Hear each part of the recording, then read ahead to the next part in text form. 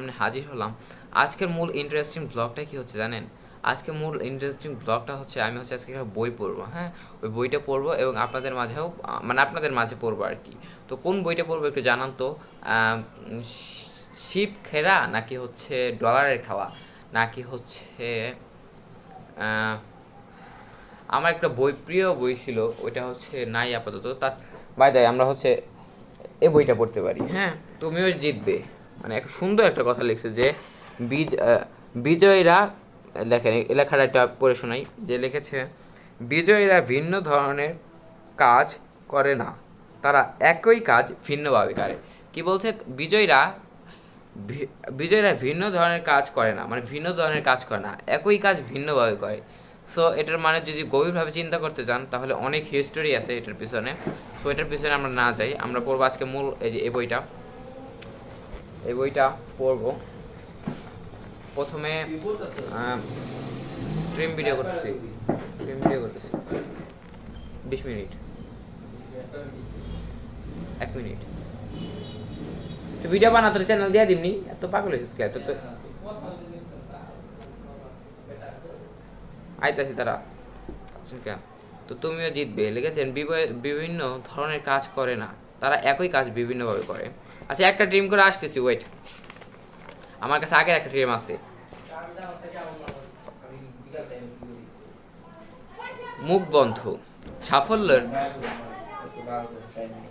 সাফল্যের অর্থ ব্যর্থতার তোমার টাইম দিলাম বিকাল 20 মিনিট। অনুপস্থিতি নয়, এর অর্থ 10 মিনিটে লইব, আমার ড্রিম করা আছে, সমস্যা নেই।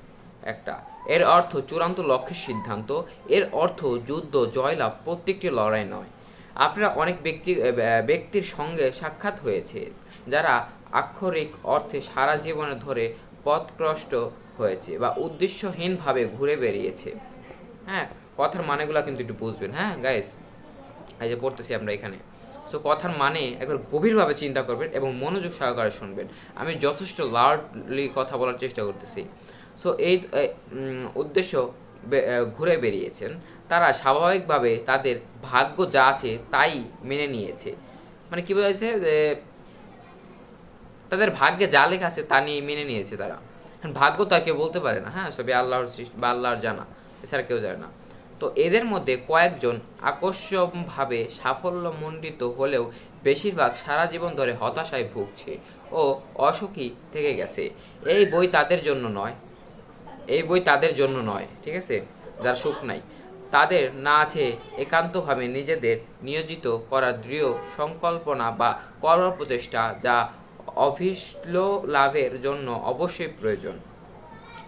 কথাগুলো মনোযোগ সহকারে, আমি বারে বারে বলতেছি যে কথাগুলো মনোযোগ সহকারে শুনবেন, না হলে আজকের এই ব্লগটি স্কিপ করতে পারেন, কারণ আজকের এই ব্লগটি খুবই মাস্ট ইম্পর্টেন্ট। হ্যাঁ, সো কথাগুলো ভালোভাবে শুনুন। তো এই বই আপনার জন্য, এই গ্রন্থ আপনাকে বর্তমান অবস্থার চেয়ে এক সমৃষ্টশালী ও পরিপূর্ণ জীবনযাপনের সন্ধান দেবে। মানে এই বইটি আপনার পরিপূর্ণ জীবন লাভ করার জন্য কী কী করতে হবে এবং কী কী করা দরকার তা জানাবেন আজকের এই ভিডিওতে। কী ধরনের বই এটি? একটি লিখিত গঠন কৌশল, এই সেই মস্ত যন্ত্রের বর্ণনা দেয় যা সাফল্যের লাভের জন্য প্রয়োজন এবং প্রদর্শন করে এমন প্রতিলিপির যা আপনার জীবনকে সাফল্যমণ্ডিত করে তুলতে সাহায্য করে। দ্বিতীয় অর্থে এটিকে একটি রত্ন প্রণালীর বই বলা হয়। এর বিভিন্ন উপাদান ও নিয়মিতের তালিকার অনুসরণ নিশ্চিত সাফল্যের দিকে এগিয়ে নিয়ে যায় এবং কতটা পরিমাণের বিভিন্ন উপাদান মেশালে অভিষ্টলাভের সঠিক অনুপাত পাওয়া যাবে সেই সম্পর্কেও নির্দেশনা দেয়। তুমিও জিতবে, কিন্তু সবার উপর একটি পথপঞ্চী যা পর্যক্রমের মাধ্যমে লক্ষ্যকে বাস্তবায়নে সাফল্যমণ্ডিত করে।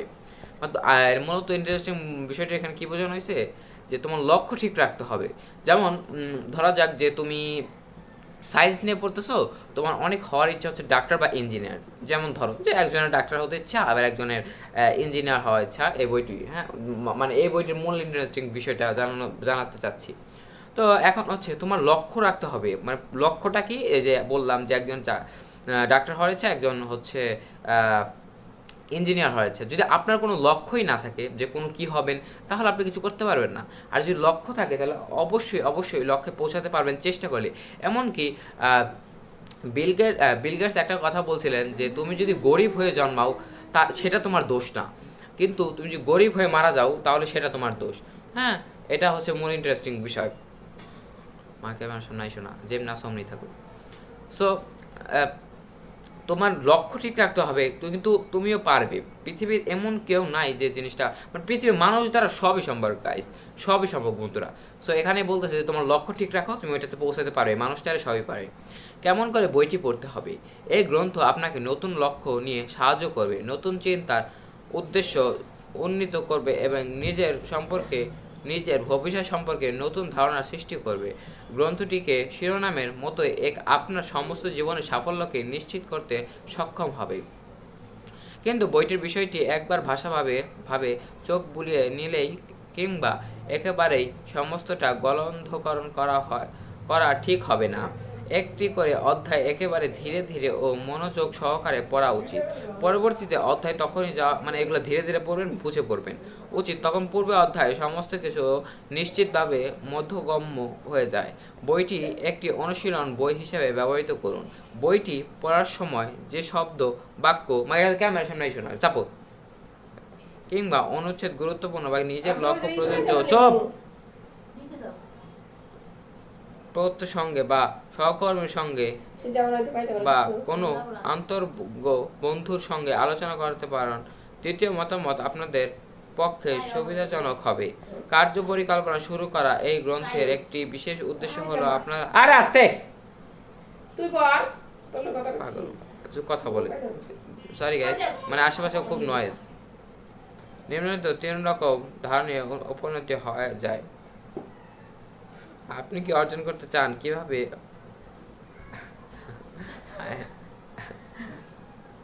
সো গাইস, এখানে আশেপাশে অনেক নয়েজ হইতেছে, তো আগামী ভিডিওতে এরকম একটি বই আবার পড়ে শোনাবো। ততক্ষণ সবাই ভালো থাকবেন, সুস্থ থাকবেন। আমাদের জন্য অবশ্যই চ্যানেলটি সাবস্ক্রাইব করে পাশে থাকবেন। টাটা, টেক কেয়ার, হাফান, খোদা হাফেজ। আসসালামু আলাইকুম ওয়া রাহমাতুল্লাহি ওয়া বারাকাতুহু।